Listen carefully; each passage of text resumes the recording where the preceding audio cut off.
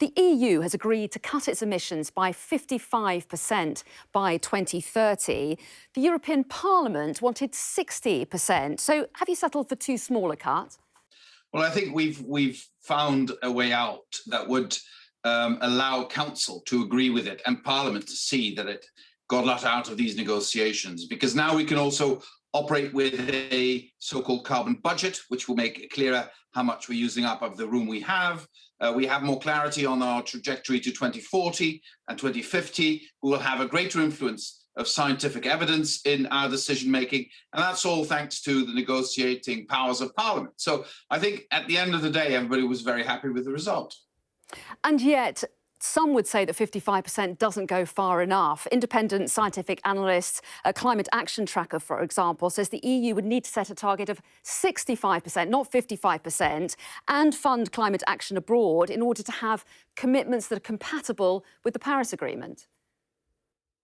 Well, I do disagree. I think with the target we've set, which is at least 55%, and all the measures we're taking, we did a very profound impact analysis. And I think this takes us on a trajectory to climate neutrality by 2050. And I have to tell you that apart from the UK, there's nobody else on the planet that is doing as much as the EU is doing. So in that sense, I believe we're together with the UK, we're setting a trend, and now others are following, like the United States, and hopefully also other big emitters such as China will follow suit. And I believe if you put all these efforts together, we could really get to climate neutrality by the middle of the century. And I think we need to start immediately. And what we've done with the climate law compels the European Union to stick to that trajectory. And I believe this is what needs to be done also by other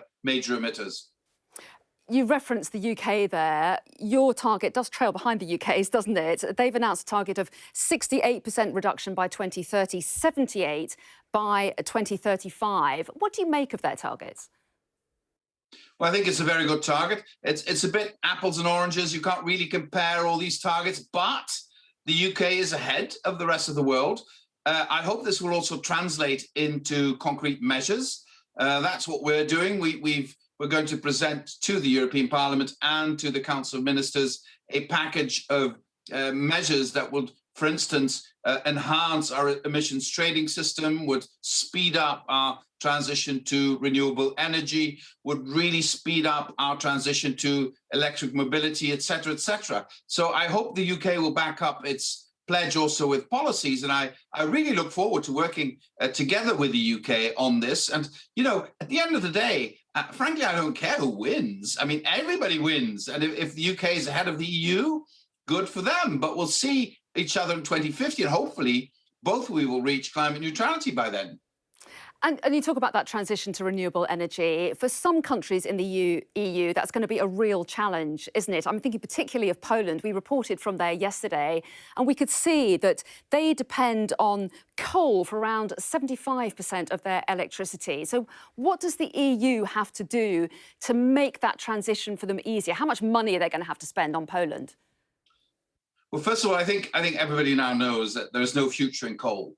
And nobody knows that better than people in Poland, because they see what's happening in the markets. They see that there's no one who wants to invest in that. They are left with all this coal they're digging up and nobody's buying it. So they know something needs to change. And we will show solidarity at EU level. We will have a just transition fund. We will see also now in the recovery period a lot of money going to Poland to restructure its economy. We're talking about more than 1/4 of Polish GDP that it will get in support from the European Union. And I think there are so many benefits in this, because you will create new jobs for people who are now working in the coal mining industry. There are huge opportunities. Poland is a country with a tremendous amount of engineers, and we will be needing engineers in this economy that's coming, with hydrogen, with the circular economy, and all these new technologies that will be applied. And these are huge opportunities. But of course, the transition is going to be extremely complicated for everyone.